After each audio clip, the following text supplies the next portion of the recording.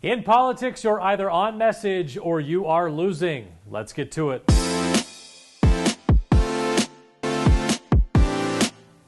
Welcome to On Message, a weekly look at where the battle lines are drawn and who is winning the war of words. This week, you've got mail. Now, most of the time, there's nothing at all exciting about going to the mailbox. It's only bills and junk mail for the most part. By 2022, we are all over our mailboxes just like we're over our email inboxes. But for political communication nerds like myself, there is something of value in the mail these days: political mailers. Now, I know most normal people will get them and deposit them directly in the trash. They may not even make it in the house. But even that has some value. Let me explain. The sole purpose of all campaign material is to win your vote.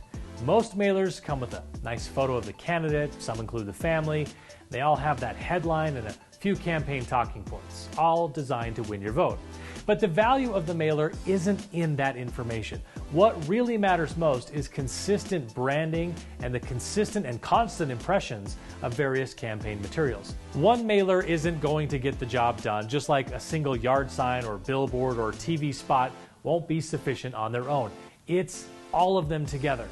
As a campaign, the goal is to essentially build brand awareness. You need your name and the race you are in to be everywhere so that when the moment comes, when voters fill in that tiny bubble, they do it by your name.